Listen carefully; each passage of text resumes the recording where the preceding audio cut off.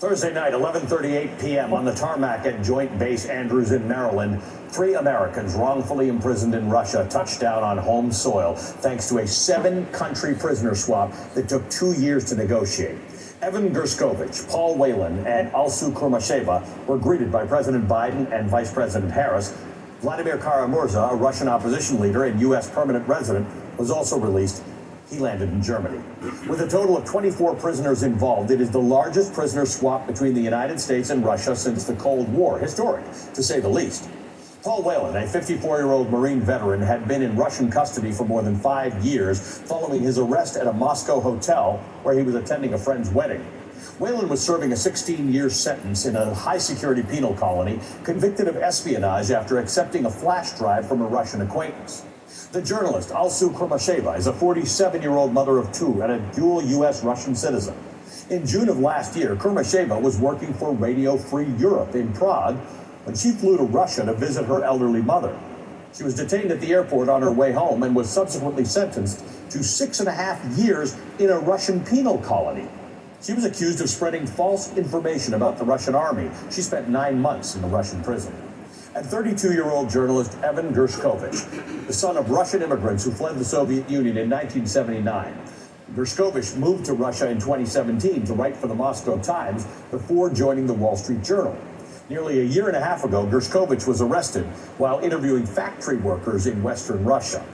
Last month, he was convicted of espionage in what was widely considered a sham trial and sentenced to 16 years in prison.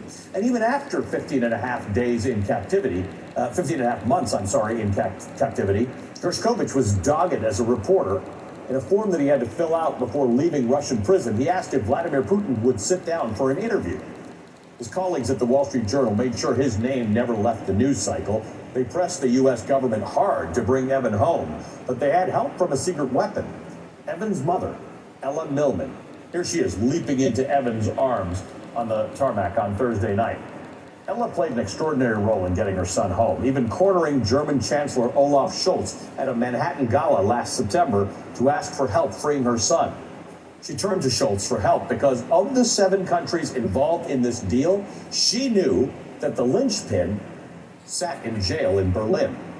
The prisoner who Vladimir Putin wanted, convicted murderer and hitman Vadim Krasikov, was serving a life sentence in Germany for murdering a Chechen dissident in broad daylight in a public park in Berlin. German authorities say Krasikov was sent to Germany with a fake passport and orders to kill straight from the Kremlin. They accused him of committing state-sponsored murder. Releasing Krasikov, a convicted murderer, was politically difficult for Scholz, but he was persuaded by Gershkovich's mother and by President Joe Biden. According to the Washington Post, during a meeting at the White House on February 9th, Scholz told Biden, quote, "For you, I will do this." So for anyone who questions whether allies matter, they do. They matter. Today is a powerful example of why it's vital to have friends in this world. Friends you can trust, work with, and depend upon. That's the power of allyship and good diplomacy. Releasing Krasikov unlocked the rest of it. Russia would release 5 German nationals and 7 Russian citizens being held as political prisoners, along with Whelan, Gershkovich, Kurmasheva, and Kara-Murza, in exchange for Krasikov and 7 other Russians, intelligence operatives and hackers. The deal was agreed upon in principle on July 17th, just an hour before President Biden announced that he would not be seeking a second term. Isolated with COVID-19 in his home in Rehoboth Beach, Delaware, Biden was on the phone with the Slovenian Prime Minister to secure their side of the deal. A moment of vindication for a president who has always insisted on the importance of our foreign allies and protecting democracy around the world. Which brings me to our friend Vladimir Kara-Murza, who was imprisoned in Russia for doing just that. Kara-Murza, now a Pulitzer Prize-winning columnist for articles that he penned from a Russian cell, was arrested in 2022 for speaking out against Putin's war in Ukraine. Even before that, Russian authorities had poisoned him twice, but he survived. He's now receiving medical care in Germany. I spoke with Vladimir Kara-Murza on this show 1 day before he was arrested, and even then, he knew the risk he was taking. Are you worried about speaking out against the Russian government and against this war and invasion from Russia? We all know the price. We all know the cost. But we also know that there are millions of people in Russia who categorically oppose Putin regime and everything it's doing, both in terms of domestic repression and in terms of the external aggression. We know that there are many people in Russia who want our country to be a normal, modern, democratic European state.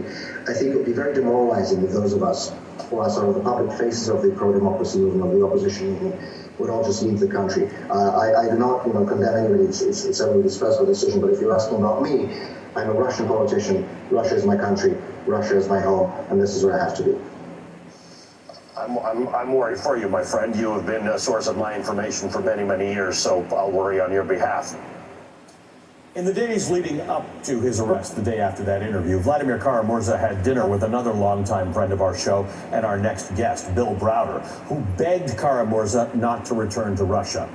Browder tried to appeal to his sense of duty, arguing that if Kara-Murza was thrown in prison, the people of Russia would be deprived of his pro-democracy message. He told Browder, quote, "Bill, sometimes symbols are more important." Well, today, Vladimir Kara-Murza is more than a symbol. He's finally a free man.